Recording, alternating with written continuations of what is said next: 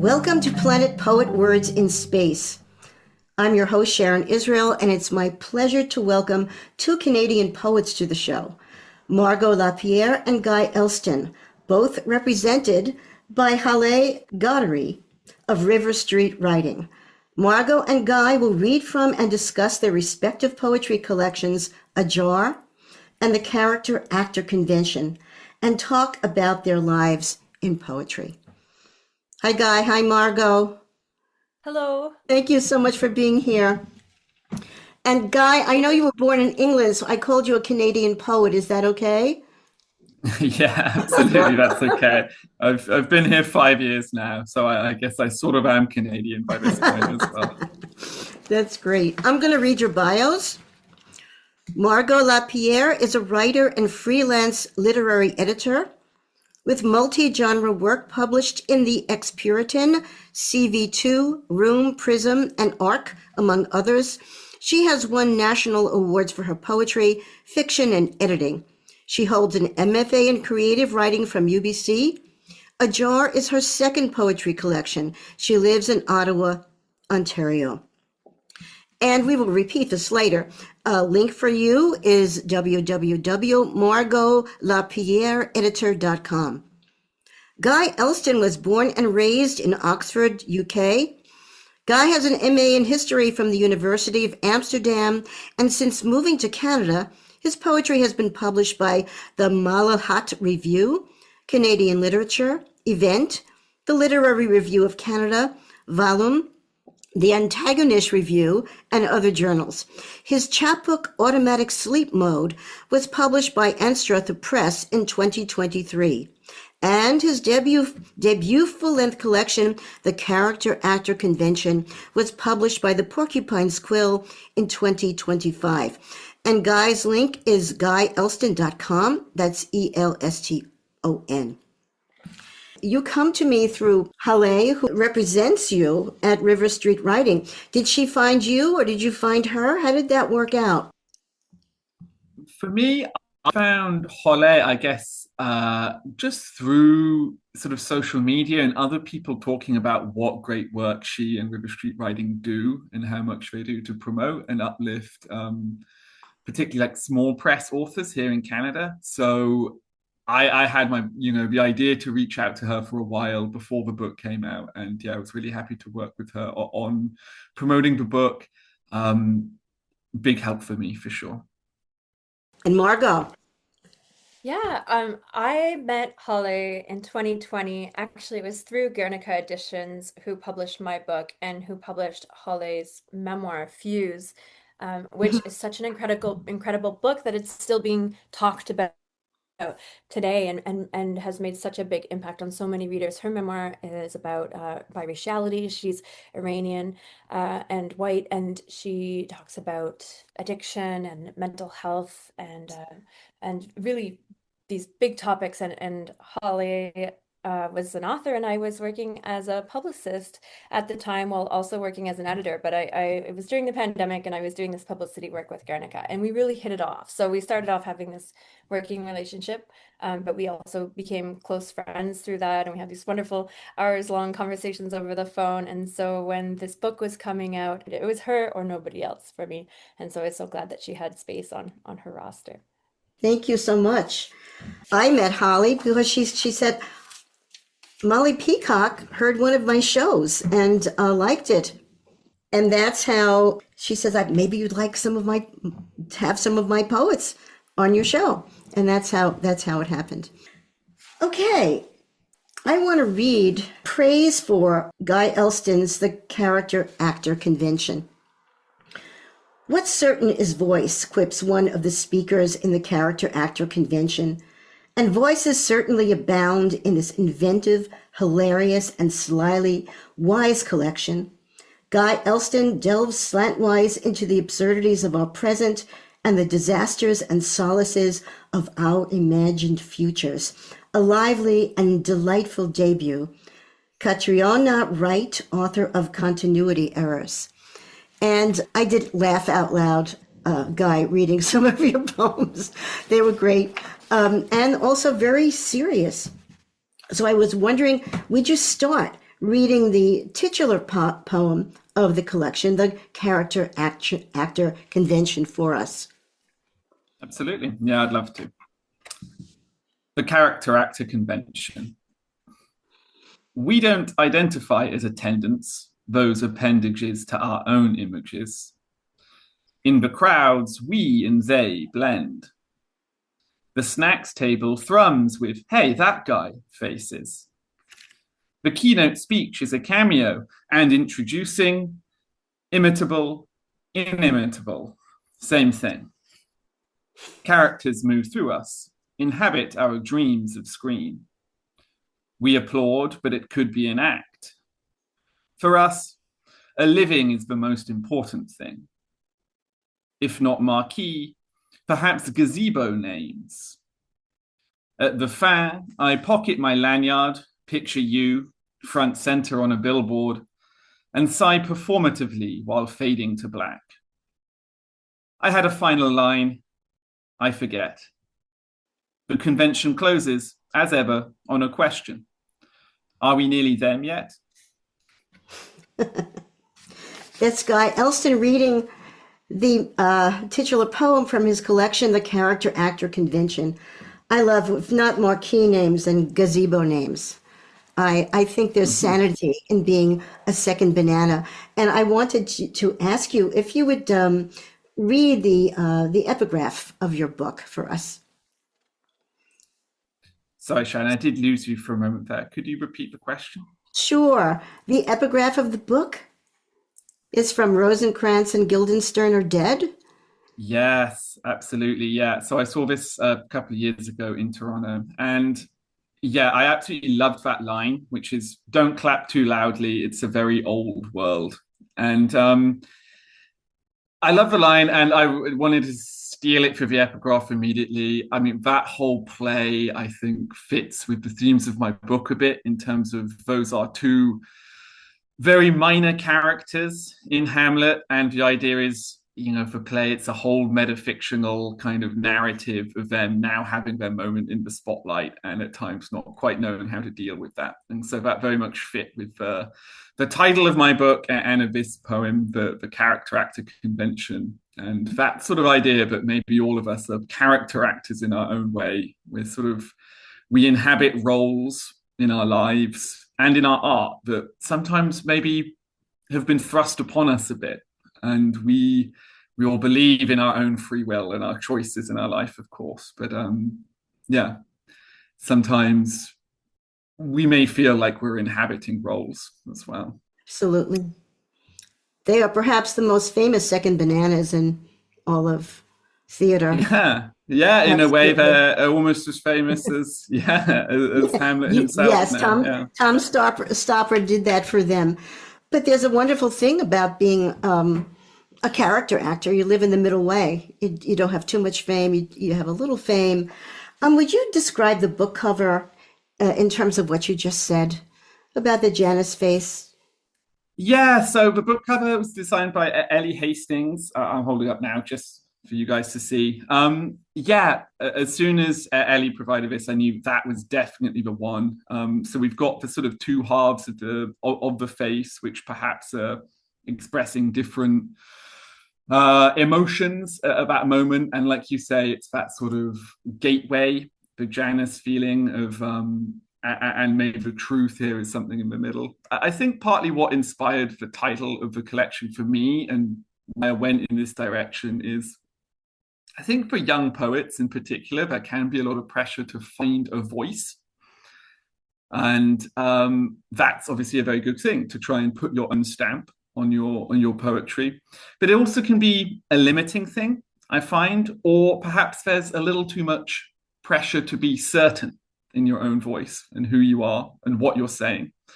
And I'm quite uncomfortable with that and not very good at it. And I had to sort of make a strength for my own voice of the fact that I like ambiguity, I like storytelling, and I really want to inhabit different voices.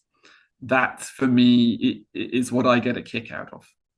Yeah. And I know one poet who won the Yale Young Poets Award when he was very young, and it did not bode well for him. A lot of early fame is very paralyzing in many respects.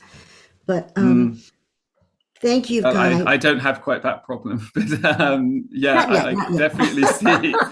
Yeah, for young poets, it can be. Yeah. Hmm.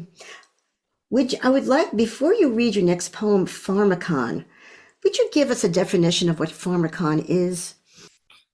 Yeah, definitely. Pharmakon is a Greek word, which and I did a little Greek at school, ancient Greek. So, to my understanding, this word essentially means cure or remedy, but also has the second meaning of poison.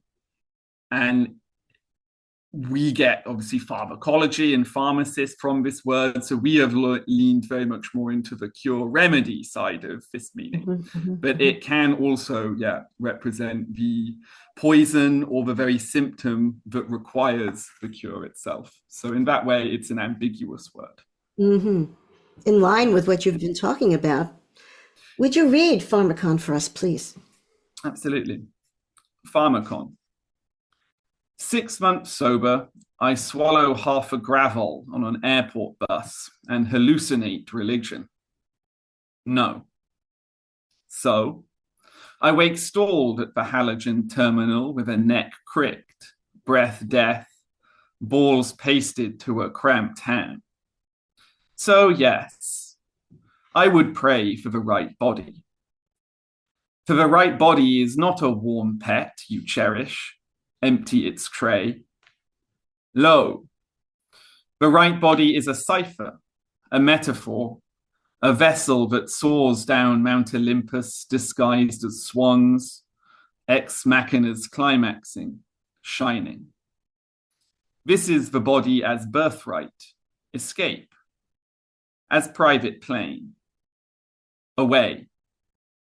In a few million light years, you'll say, can you believe they really believed in all that down there, in that mortal memory, that earthly cure? That's Guy Elston reading his poem Pharmacon. And there were two columns in the poem. Is that correct, Guy? Yeah, absolutely. And you talk about, I think, about sobriety and Mm-hmm. inebriation. And that reminds me of the cover of your book, the two sides of something that is echoing here. It's a bit like, well, I thought of Keats's negative capability in terms of having, like what you were saying, the ambiguity in both sides of a question encompassed in your consciousness all the time. Something like that. It's hard to define what it is, and I'm still learning, but I find that this balancing is important.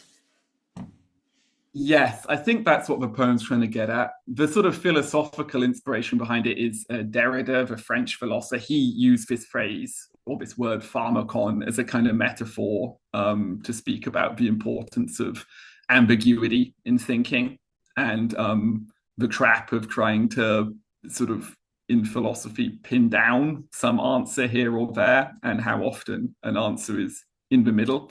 And being comfortable with ambiguity is so important. More directly for me in my personal life, this poem definitely comes from my experience with addiction and sobriety. And I think part of what drove the poem is the idea that I've been sober for a few years now. And sobriety is obviously the answer to addiction, but it is also the very thing that drives the life itself, sober life. It's also the problem. It's the poison itself Yes. that drives you back to the cure, which is the addictive substance, which itself actually is the poison. And these two ideas just revolve around each other in your head.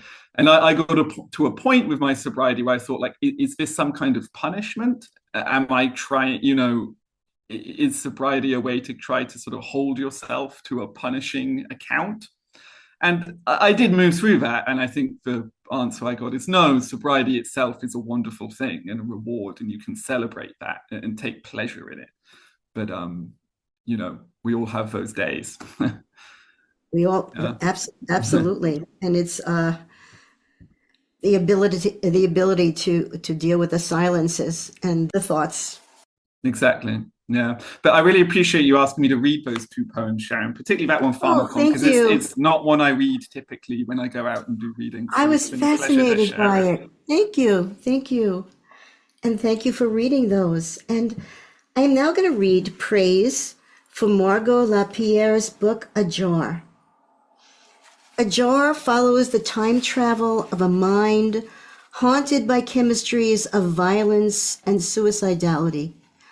LaPierre's keen lyrical voice creates a palimpsest of overlapping timelines and selves, and methodically crafts an expansive theory of mad temporality and survival. These poems are rituals for haunting oneself into the future. Rebecca Salazar, who's the author of Antibody. I love that. I love that those comments of your work, Margo. And I was wondering, we'll just plunge right in. If you would read for us the Grapefruit Assembly. Sure, and thank you for picking this one. Like Guy, this is a poem that I don't read very often aloud at reading, so thank you. I'll get right into it. The Grapefruit Assembly. The snow recedes in the yard, revealing chives, leaf litter, daylilies I wish were tulips, broken chairs, a gaping dresser, my upstairs neighbor's wet books stuck in the ice. In utero, nightmares grew in me. It's morning now. I write them down, go to the screen door, check the weather, choose clothing and a grapefruit that I cut in half and eat. I read a book of poetry. Time is no longer an emergency. The clock deciduous, molting its hands like spring down. Bang and zest. Let's rewind. Where was I? Domestic objects? Oh, yes, bad dreams. I love that. Domestic objects. Oh, yes, bad dreams. It's the two opposites, Oh, thank you. two together. Why grapefruit? I noticed in your beautiful cover that there are slices of grapefruit, and grapefruit is a theme throughout much of the book, including graphic design of a grapefruit pressing through a screen door. Just why grapefruit? Yes, so this was a visualization of a delusion of mine that really changed my life. And I just want to shout out the artist of the cover, Nithya Swaminathan. This is an oil painting, and I actually have the painting in my home now. And I reached out to her online. She lives in Germany, and asked, can I buy the painting and could I also use this for my cover? And she said yes. Um, but the grapefruit. When I was diagnosed with bipolar disorder in 2008, I had a delusion that seemed to me to come out of nowhere. I think for the people around me, it seemed like a culmination of, okay, things are going off, but things were seeming rather normal for me until this time when my perception of time was changed. And so instead of feeling like a person moving through time in a linear way and having a consciousness that could perceive, look back and perceive my past and look forward and see a future, it was like that whole perspective had shifted and I was seeing my past and my future and my present all as one, kind of like on a flat plane. And because I had had depression in the past and I had struggled with suicidality prior to this, and I always, well, not always, but at that time, I felt that suicide would be the way that I would go. So even though I wasn't depressed or suicidal at the time, when I had this delusion, um, my reaction to it was to attempt suicide. And so the grapefruit is a visual rendering of the way that it was a graphic of time. I kind of laid out what a consciousness moving through time looks like, and then I switched it by like, I guess that would be like 90 degrees. And what would it look like if we were looking at our time from the moment of our death? And it was that all of those separate entities would be superposed on top of one another. So instead of having these separate circles, they would have one point and then a smaller circle over that, and then a larger circle over that. And I thought, how can I conceptualize this? Is it a breast? Is it an orange? And I thought, no, I really wanted the dreams and that moment of coming out of dreams to be represented. And I thought a grapefruit is the best way to do this because I can do it all with just that first few moments of waking up by cutting into a grapefruit. So that's how I came to it. Thank you, Margo. I you also mentioned grapefruits and screen doors. And screen doors flap open or they slam shut. And it has to do maybe with the time perceptions that you were talking about. But also your title of your collection is called Ajar. And does that mean the door is ajar, the screen door is ajar? Would you talk a little bit about that, if that makes any sense? It does. It absolutely makes sense. And I think it is an important question of, I made that my title. Um, I have a screen door at home, from my kitchen to my backyard. So as I'm writing and as I wrote much of this book, I'm sitting exactly where I am now in my desk. I'm looking out to that backyard. That door stays open all summer. Before I had a dog, I had lots of critters would come in and lots of squirrels and other people's cats and that sort of thing.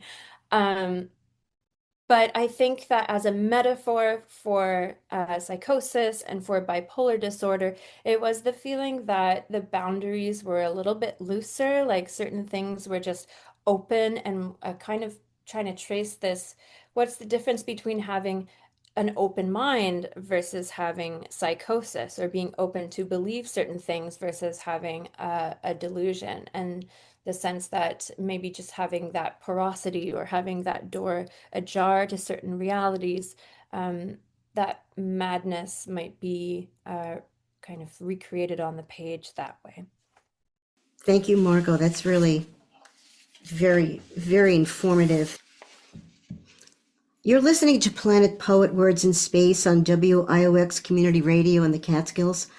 I'm your host, Sharon Israel, and I'm here with two intriguing Canadian poets, Guy Elston and Margo LaPierre. Would you read Rind? It's a very short poem, but it's loaded as far as I'm concerned. I will. Thank you. Okay, I have it. I have it here. Rind, trace lines around my confusion. Call it skin. That's it. That's the Would poem. you read it again, please? Sure, sure. Let's see. Rind, trace lines around my confusion. Call it skin. Now, that could also be the skin of the grapefruit that we're referring back to. Exactly, the skin of one individual consciousness in the entirety of their life. But also, I wanted to speak to a confusion so complete that it covers the entire circumference of one body.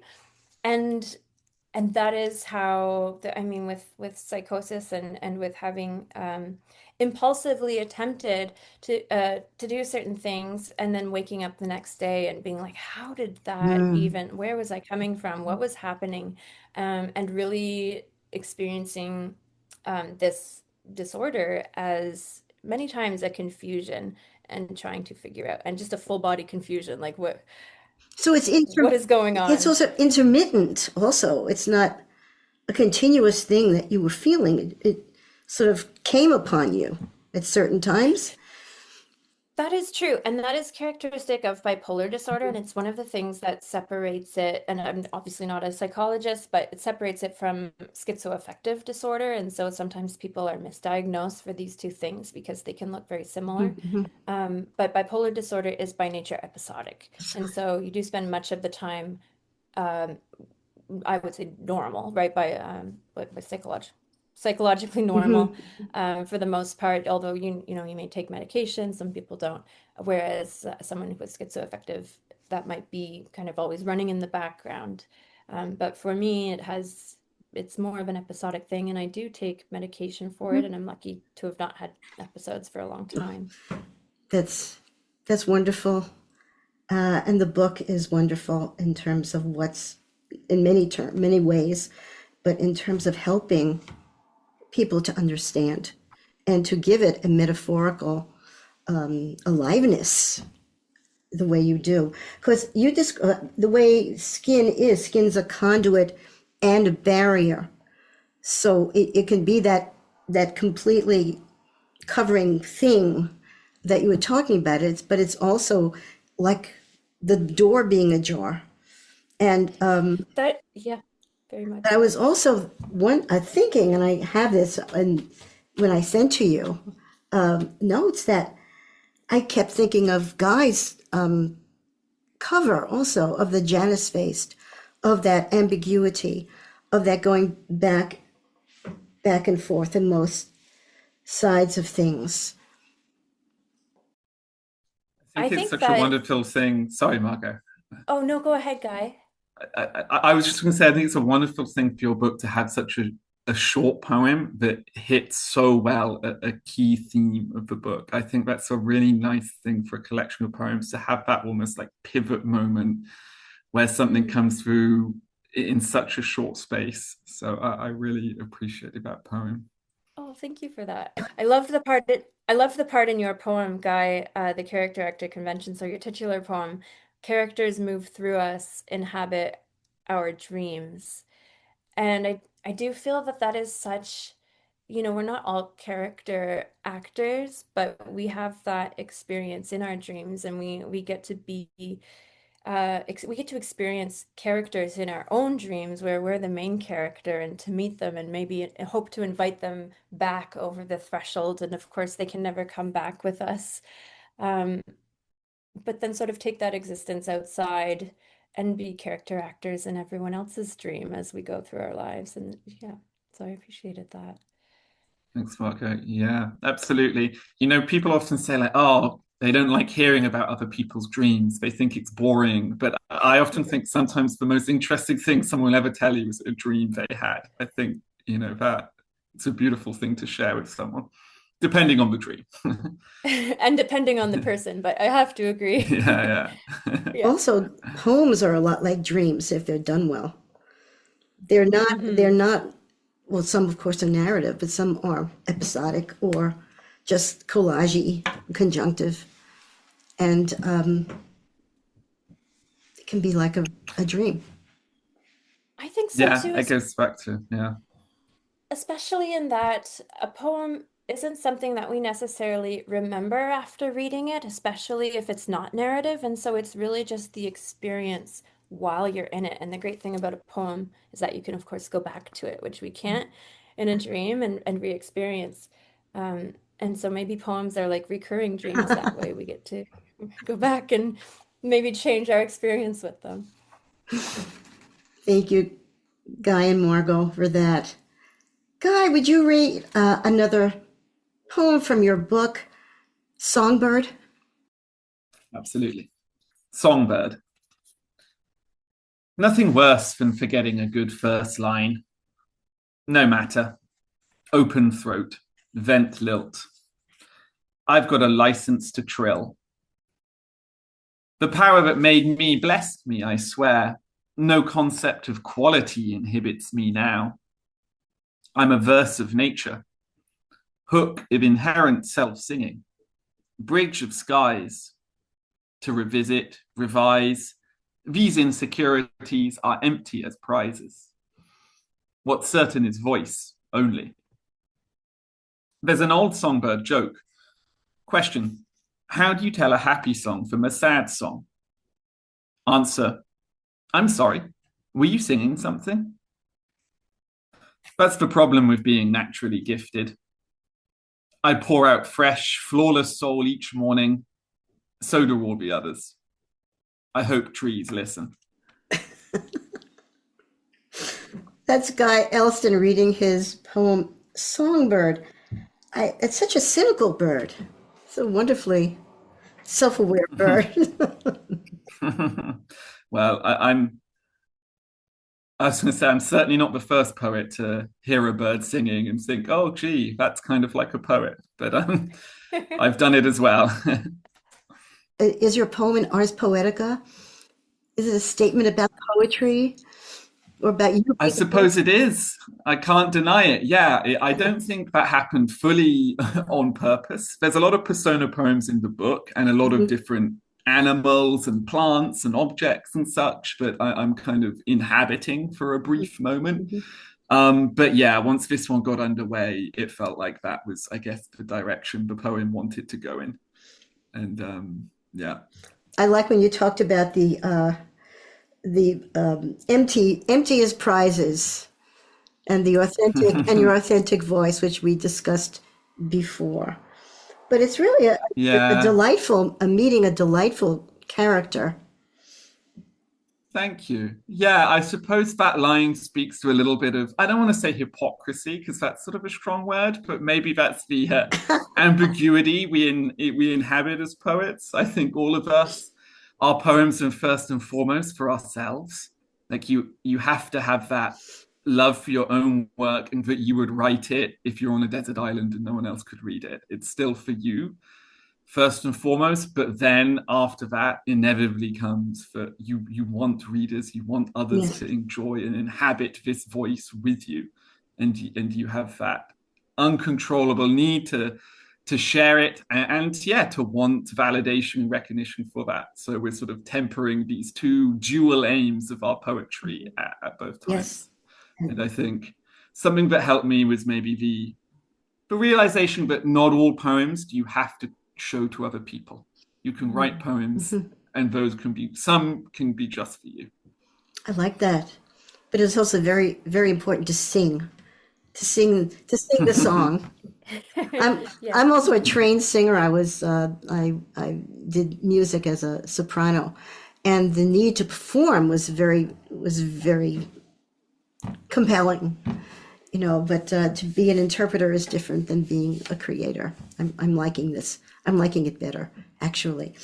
Guy, would you read another poem called Sunday Drive for us Absolutely.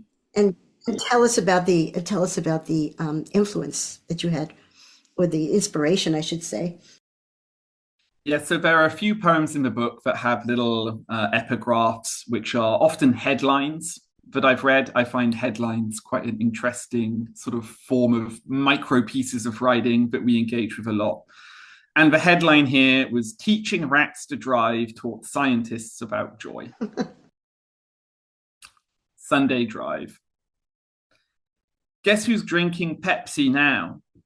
Guess who's frequenting strip malls? Lab rats are ready, no, highly optimized for suburban living. Not a road or a street, but a strode of neural pathways excited, expanded, pleasure generating zones repaved for convenience and growth. Wild rats give up in minutes, but lab rats paddle for days in water filled cylinders, believing in, beseeching human hands. Rat, your suffering's over. Rev your engines. Blow a kiss. Race the raised expressway separating us from our indifference. Mm. That's Guy Elston reading Sunday Drive. Could you talk about what a strode is? I love what you said, a strode of neural connections.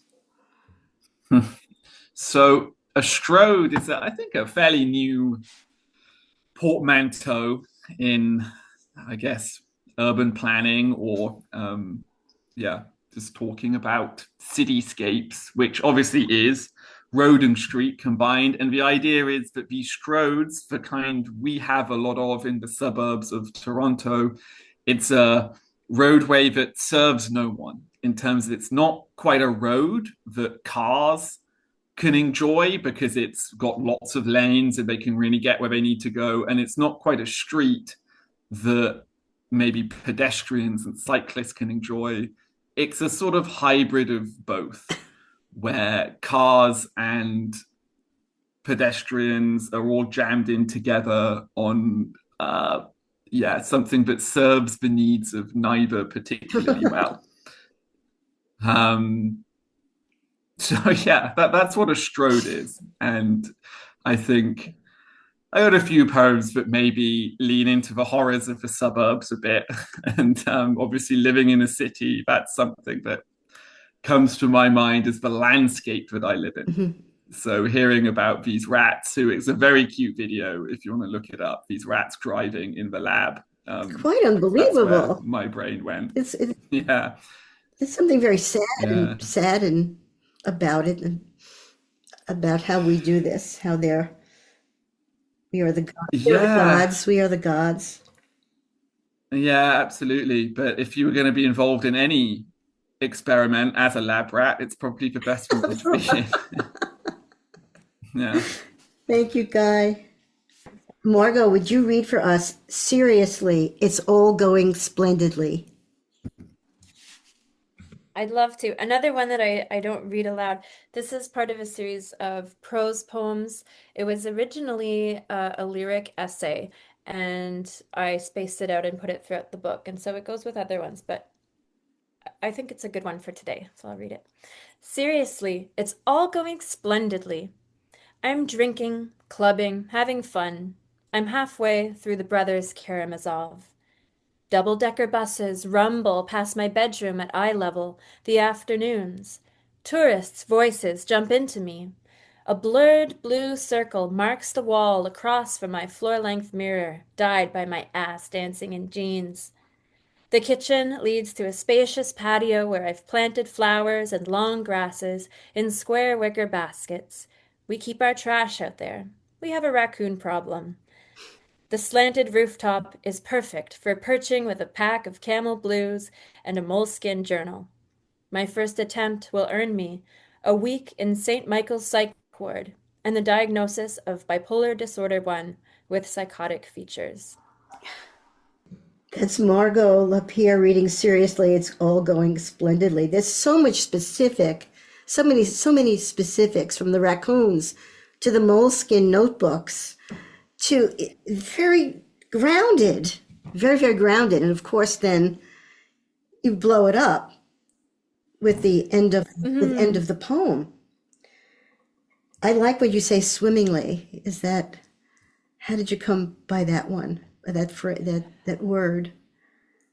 I have a lot of little there's a meme from It's Always Sunny in Philadelphia, and there's Charlie like connecting all the red lines on the wall, and I like to do that in this book, and there after there's sort of a climactic moment after the second attempt, um, where I go swimming. My parents have come up to the city, and I feel like this is a very Toronto, like the raccoon problem. That's so Uh-huh, Toronto, right? uh-huh. And this is where this all happened.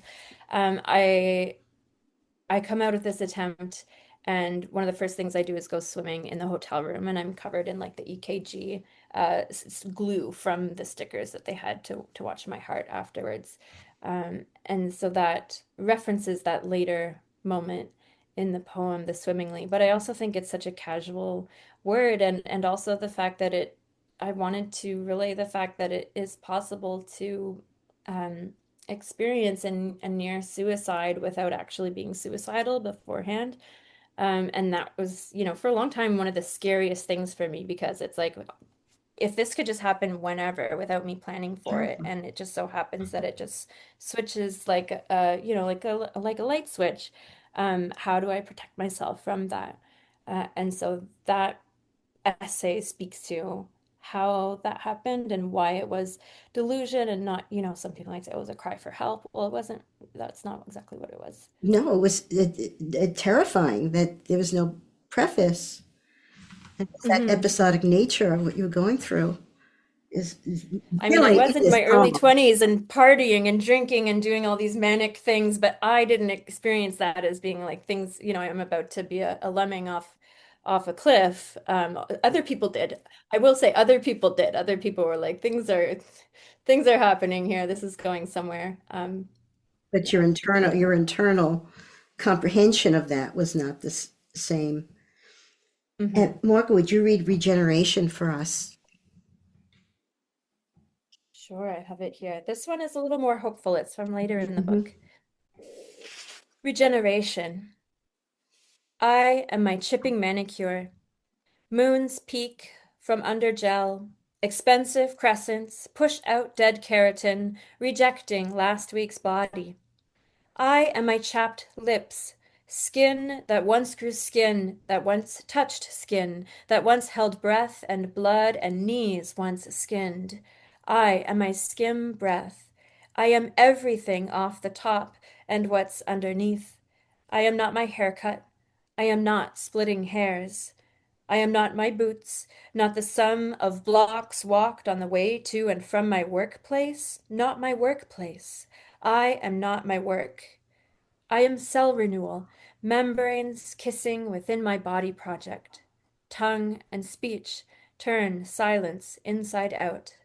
Look, grace. Mm. Margo, it's what I am not and what I am. How do you balance those? I am not my work, which I found very interesting. And you're a new mom. How? I am a new mom.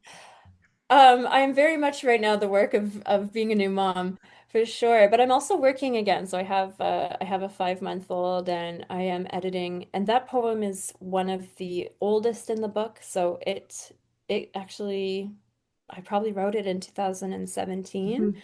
or early 2018. So even before I was editing full time and I was still, walking to work. Um, as a writer. I think it's important to protect ourselves and know that our value is not commensurate with the work that we put out. Like we are still people and it's okay to have work that doesn't go anywhere or that gets rejected and that doesn't do well and to think that I am still this person no matter what and not just the things that I do. Of course, we are the things that we do to get into the existential Right. mode, but But it was about protecting, setting boundaries in a good way. So if madness is about a complete lack of boundaries, saying I am this, I am not this, and that idea of self-definition. thank you. I keep thinking of Guy's character actor also. How you're not your work. You are your work and not your work. Um, Yeah, it's really nice to discover the points of commonality yes. between Margot's work and mine. I think that can happen with different poets that you meet and you engage with their work and you've got things in common and then you're going in different directions as well. So it's been a real pleasure to hear that from Margot today. It's so true, Guy. I found that with your pharmacon, I have this idea of the double bookkeeping, which is a term by Eugene Bleuler to describe psychosis and schizophrenia, of two things being true at once and allowing that ambiguity to exist. And I'm grateful now for you that I know that term and that we've had a chance to talk about it. Me too, Margot. Yeah, it's something that I feel if there's any art form that can really express that, maybe it is poetry. We have so much pressure to have, I think, certainty in different areas of our life and to have a take in the like social media age to summarize something Yes. in as short a time as possible and be right all the time. Um, so yeah, I think poetry is a wonderful place for that kind of uncertainty and the joy of ambiguity to grow. I agree. And even that living metaphor that poetry is, where it's not, we don't have to choose between two things, we can layer them, and experience can be like that too. It can be so layered, and social media 5 years ago was wonderful. Today it's kind of evil. And although even that is a take, and there's still so many wonderful things about connecting with people there, which is why we're still on there. Um, but yeah, I Mm-hmm. do love the nuance, and I love that poetry allows us that. Yeah, absolutely. Thank you. I wanted to ask you before we go, this has been so delightful and wonderful to meet you and listen to your work and hear you discuss it. What are your current projects? Oh, Guy, first, you want to go first? Well, I'm always, writing More poems. I'm always working on poems. I think the experience of having my first book out in the world has obviously been a very exhausting, exciting, and fulfilling one. And I think I've learned a lot from that. So I've had to step back maybe a little bit from the poems I've been working on and process some of my thoughts now about the first book and what direction maybe I would want to go in from here. But safe to say, I would love to publish a second book of poetry at some point, and I think it's very likely that the themes would be again about the idea of identity in the modern world and the difficulty of processing our own identity.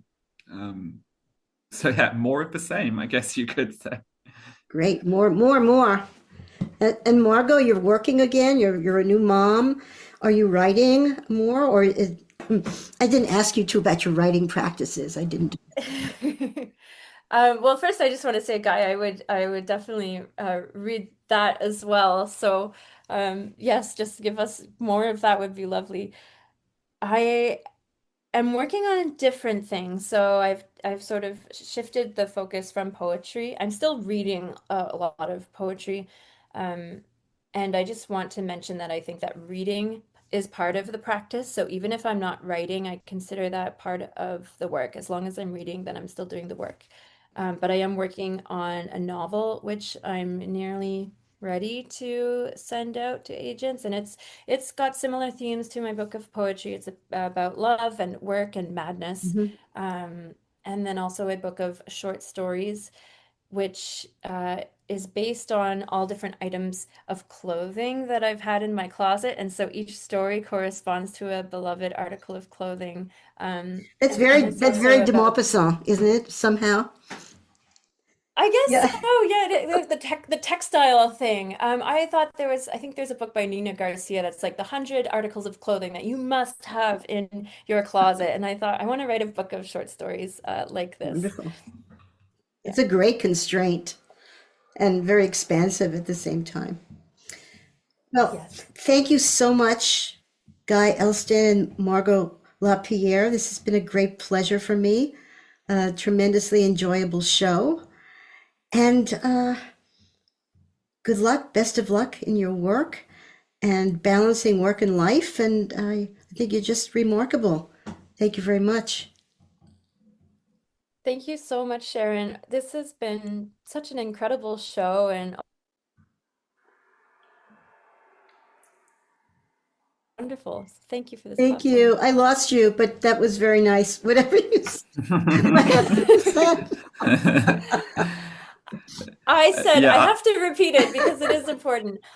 All of the incredible work and the warmth that you bring to Oh, us, thank and you. then to invite us on this platform and have this delightful conversation. I'm so grateful. Thank you so much for Thank having us you. on. Thank you. And you just have a lovely show. Thank you. You're so welcome.